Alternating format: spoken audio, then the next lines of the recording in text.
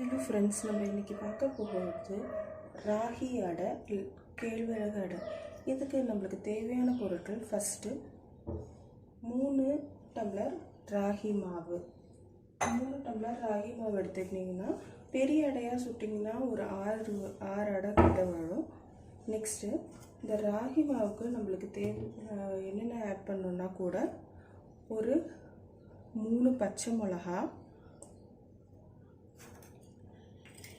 Next ஒரு 2 வெங்காயம் நல்லா பொடியாக கட் பண்ணிக்கோங்க. பொடியாக கட் பண்ணால் தான் அடை சுடும் போது அது நல்லா வேகும். நெக்ஸ்ட்டு இதுக்கு முருங்கைக்கீரை போட்டிங்கன்னா ரொம்ப டேஸ்ட்டாக இருக்கும். ஒரு கைப்பிடி அளவு மட்டும் முருங்கைக்கீரை போட்டுக்கோங்க. சப்போஸ் வீட்டில் முருங்கைக்கீரை இல்லை அப்படின்னா முருங்கைக்கீரைக்கு பதிலாக நீங்கள் ஒரு 2 கொத்து கருவேப்பிலை, கொத்தமல்லி அதெல்லாம் பொடியாக நறுக்கி போட்டுக்கலாம். அப்புறம் இதுக்கு தேவையான உப்பு ஆட் பண்ணிக்கோங்க. உப்பு ஆட் பண்ணிக்கிட்டு நல்லா உப்பு, அதுக்கப்புறமா லைட்டாக பெருங்காயத்தூள் ஆட் பண்ணிக்கோங்க. இப்போ இந்த வெங்காயத்தில் இருக்கிற தண்ணியோடையும் இந்த முருங்கைக்கீரையில் இருக்கிற தண்ணியோடையும் சேர்த்து பிசைய ஆரம்பிங்க. நல்லா பிசைஞ்சிக்கிட்டே இருங்க.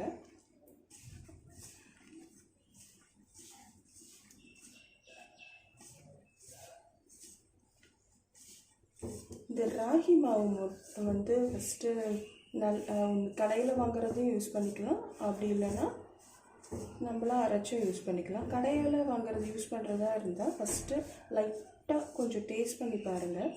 டேஸ்ட் பண்ணி பார்த்து கசக்கிற மாதிரி இருந்துச்சுன்னா அந்த ராகி மாவு கெட்டு போச்சு அப்படின்னு நம்ம தெரிஞ்சுக்கலாம்.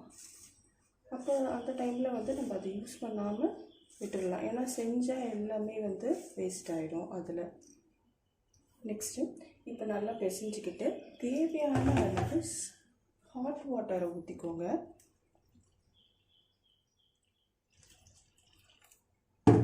கொஞ்சம் நேரம் ஹாட் வாட்டரை ஊற்றிட்டு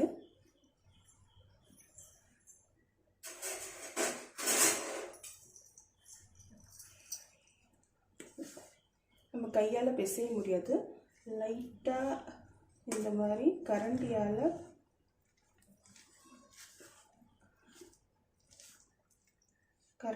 கலரிட்டு கொஞ்சம் மூடி வச்சுக்கோங்க. ஒரு 10 நிமிஷம் கழித்து நல்லா பிசைஞ்சிக்கலாம்.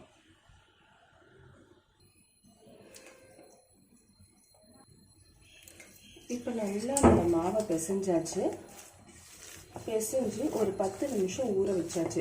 இப்போ பார்த்திங்கன்னா இது நல்லா நம்மளுக்கு அழகாக பால் மாதிரி வருது பாருங்கள். இந்த மாதிரி இருக்கிறது தான் கரெக்டான பதம். இந்த மாதிரி செஞ்சிங்கன்னா ராகி நல்லா வெந்து வரும். இதை நம்ம 2 மெத்தடில் அடையாக தட்டலாம்.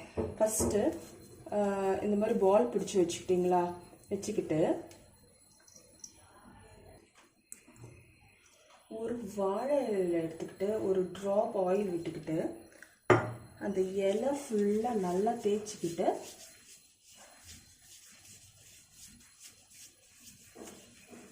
நெக்ஸ்ட்டு நம்ம செஞ்சு வச்சுருக்கோம் பார்த்தீங்கன்னா அந்த பால், அதை சென்டரில் ப்ரெஸ் பண்ணி நல்லா எவ்வளோ மெலிசாக வேணுமோ நீங்கள் தட்டிக்கலாம். அந்த வாழை இலையிலேருந்து ஈஸியாக நம்ம தோசைக்கல்லில் போட்டுடலாம். எவ்வளோ மெலிசாக வேணுமோ அவ்வளோ மெலிசாக நீங்கள் தட்டிக்கோங்க.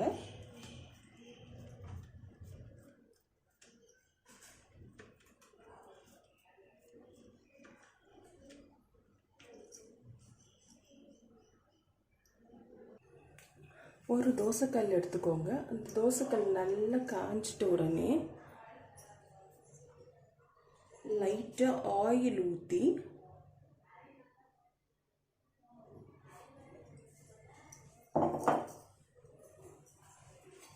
ஸ்ப்ரெட் பண்ணிக்கோங்க. எல்லா இடத்துலையும் ஸ்ப்ரெட் பண்ணிக்கோங்க. நம்ம வாழை இலையில் தட்டி வச்சுருக்கோம் பார்த்தீங்களா அடை, அதை எடுத்துகிட்டு அப்படியே போட்டுருங்க. போட்டதோடனே கொஞ்சம் நேரத்தில் இலை தானாகவே அப்படியே எடுக்க வரும்.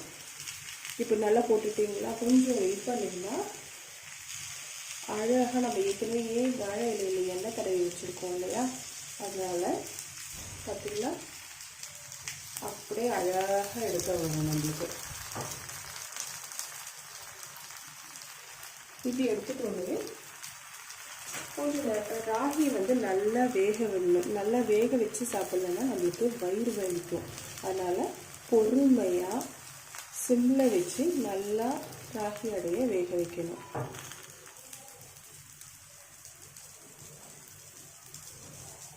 நல்லா திருப்பி போட்டு நல்லா வேக வச்சுருங்க. ஏற்கனவே நம்ம சுட தண்ணி போட்டு பிசையும் போது கொஞ்சம் பாதிக்கிட்ட வெந்திருக்கும். வந்துட்டோடனே வாழை இலையில் வச்சு நம்ம தட்டி இதில் போட்டுட்டோன்னே கொஞ்சம் நல்லா ஒரு மீடியமுக்கும் ஹைக்கும் நடுவில் இருக்கிற ஃப்ளேமில் வச்சு ஒரு சைடும் ஒரு 2-3 நிமிஷம் வேக வருங்க. ப்ரெஸ் பண்ணி வேக வச்சிங்கன்னா நல்லா வேகும்.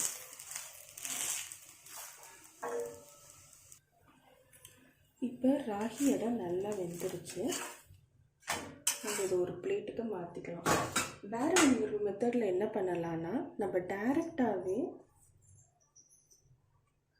ராகி பால்ஸை செஞ்சு வச்சுருக்கோம்ல, அதை தோசைக்கல்லில் வச்சு இந்த மாதிரி ப்ரெஸ் பண்ணி டேரெக்டாகவே வச்சுக்கலாம். பிகினர்ஸாக இருக்கிறவங்க இந்த மாதிரி ட்ரை பண்ண தேவையில்லை.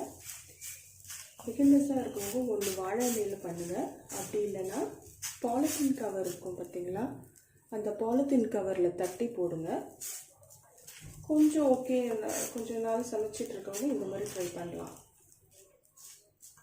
இது அந்த அளவுக்கு மெலிசாக வராது. கொஞ்சம் பார்த்து தட்டுங்க, கையில் சூடு பட்டுடும்.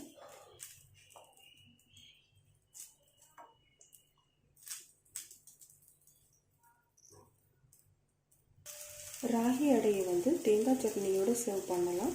இப்போ குட்டி குழந்தைகள்லாம் இருந்துச்சு, ராகி அடை சாப்பிட மட்டும் நடம் பிடிச்சாங்கன்னா அவங்களுக்கு லைட்டாக வெல்லம் தொட்டு சாப்பிட கொடுக்கலாம். ரொம்ப டேஸ்ட்டாக இருக்கும், அவங்களுக்கும் ரொம்ப பிடிக்கும்.